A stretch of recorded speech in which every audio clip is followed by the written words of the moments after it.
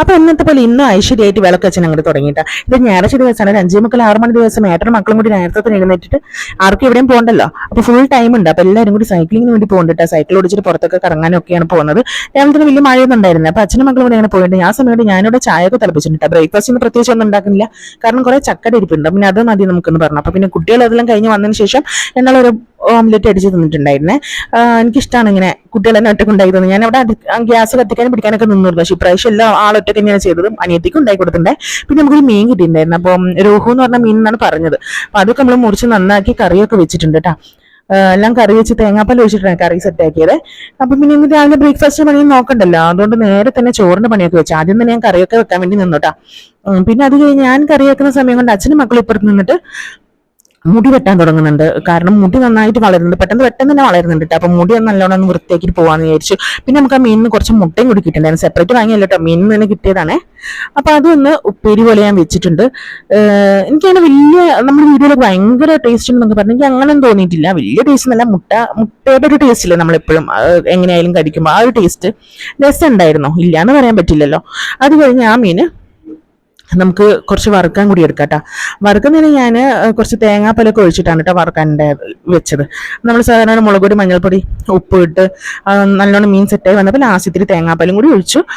രണ്ട് എന്താ പറയാ കറിവേപ്പിലയും കൂടി അതിൻ്റെ കൂടെ ചേർത്തിട്ട് മൂടി വെച്ചു. നല്ല ടേസ്റ്റ് ഉണ്ടായിരുന്നു കേട്ടോ. മീന് തേങ്ങാപ്പാലിൻ്റെ ഓരോ ടേസ്റ്റും കാര്യങ്ങളൊക്കെ ഉണ്ടായിരുന്നു, കറിവേപ്പിലയുടെയൊക്കെ. അപ്പം ഇങ്ങനെ ചെയ്തിട്ടുണ്ട്. അപ്പോൾ ഒരുവിധം പണികളെല്ലാം കഴിഞ്ഞു. അങ്ങനെ ഞാൻ സിങ്കൊക്കെ നല്ലോണം കഴുകി വൃത്തിയാക്കി, അടുക്കളൻ്റെ ഭാഗങ്ങളൊക്കെ പാത്രങ്ങളൊക്കെ കഴുകി മാറ്റി വെച്ചു. സിങ്കല്ലൊന്ന് വൃത്തിയാക്കി അങ്ങനെയൊക്കെ ചെയ്തു കേട്ടോ. പിന്നെ നമുക്കെന്ന് വെച്ചാൽ അടുത്ത പണിയെന്ന് വെച്ചാൽ നേരെ ഈ പണി ചെയ്യുന്നതിനിടയിൽ കൂടി പുറത്തുനിന്ന് വെള്ളം വീഴുന്ന ഒച്ചയായിട്ട് പോയി നോക്കുമ്പോണ്ട് അച്ഛൻ മക്കൾക്ക് കുളിക്കാൻ വേണ്ടി ടാങ്ക് കൊണ്ടുവന്ന് ടാങ്കിൽ വെള്ളം നിറക്കട്ടോ. ടാങ്കിലൊക്കെയാണ് കുളി ഞായറാഴ്ചകളിലൊക്കെ, അവരുടെ ഒരു ആഗ്രഹം.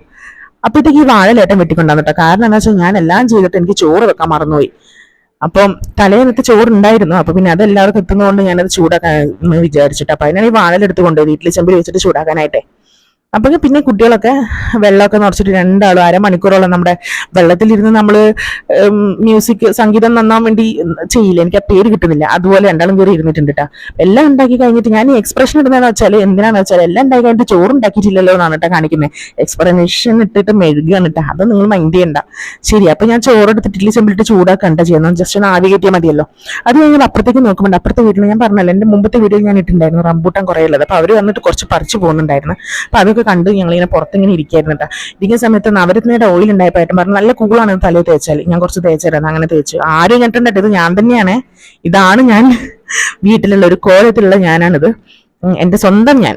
അപ്പൊ ഏട്ടൻ ഇങ്ങനെ കുറെ മസാജ് ചെയ്ത് തന്നു. അതെല്ലാം കഴിഞ്ഞ് പിന്നെ അതൊക്കെ തലയിൽ വെച്ച് കുറച്ചു നേരം പിടിക്കണല്ലോ. അതിനുശേഷം ഞങ്ങൾക്ക് കുറച്ച് മാങ്ങാഞ്ചും ചേന ഉണ്ടായിരുന്നു, മുള കിട്ടി. അപ്പൊ പിന്നെ അത് കൊണ്ട് കുഴിച്ചിടാന്ന് വിചാരിച്ചിട്ട് പുറത്തേക്ക് പോയതാണ് കേട്ടോ. ഞങ്ങളുടെ പറമ്പ്, ഞങ്ങളുടെ കപ്പത്തോട്ടാണിത്. ഒരുപാട് കപ്പത്തോട്ടം, റംബൂട്ടാൻ കേട്ടോ. റംബൂട്ടാന്റെ തൈയും ഒരുപാട് കപ്പത്തോട്ടം ഉണ്ട്. കപ്പ കുറേ കിട്ടാറുണ്ട് ഇവിടുന്ന്. പിന്നെ അങ്ങോട്ടേക്കും നമ്മുടെ പറമ്പാണ്, അവിടെ ചക്ക, മാങ്ങ, അങ്ങനത്തെ കുറെ സംഭവങ്ങൾ. പിന്നെ 1 2 തെങ്ങ്, പിന്നെ കുഞ്ഞു മഹാഗണി, അങ്ങനത്തെ സംഭവങ്ങൾ, തേക്ക്, അങ്ങനത്തെ സംഭവങ്ങളൊക്കെ ഉണ്ട് കേട്ടോ. ഇവരുണ്ടാളും ഇവിടെ കിടന്നിട്ട് നല്ലോണം കുളിച്ചോണ്ടിരിക്കുകയാണ് 2 ആളും വെള്ളത്തിൽ.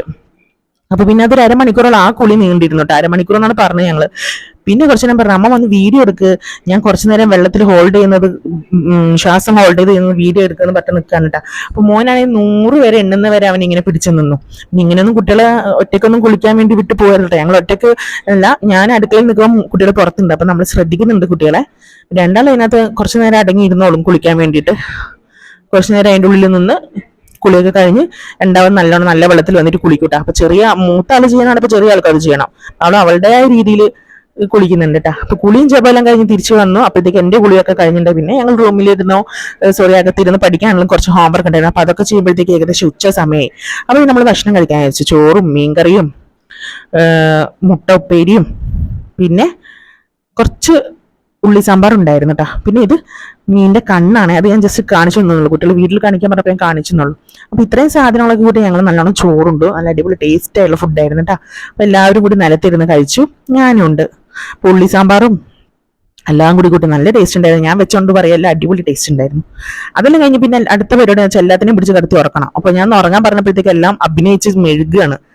അങ്ങനെ പിന്നെ വൈകുന്നേരം ആയപ്പോഴത്തേക്ക് ഞങ്ങൾ എഴുന്നേറ്റപ്പോഴത്തേക്ക് പുറത്തുണ്ട് പശുവും പശുവിന്റെ ചേട്ടനും വന്നിട്ടുണ്ട്. അപ്പൊ കുറച്ചു നേരം അവരെ വായി നോക്കി അങ്ങോട്ട് നിന്നു. പിന്നെ കുറെ നേരം ഓരോ സംസാരങ്ങളൊക്കെ സംസാരിച്ച് തിരിച്ച് ചായ ഒക്കെ വെച്ച് കുടിക്കലും ചെയ്തു. പിന്നെ കുറച്ച് വിളക്കൊക്കെ വെച്ചിട്ടുണ്ടായിരുന്നു. വിളക്കൊക്കെ വെച്ച് കഴിഞ്ഞ ശേഷം ഞങ്ങൾ ജസ്റ്റ് ഒന്ന് വെറുതെ ഒന്ന് കറങ്ങിയിട്ട് വരാൻ, എന്നിട്ട് ഞങ്ങളൊന്ന് വെറുതെ ഒന്ന് കറങ്ങാൻ പോയി. അപ്പൊ ഇത്രയൊക്കെ ഉള്ളൂ ഇന്നത്തെ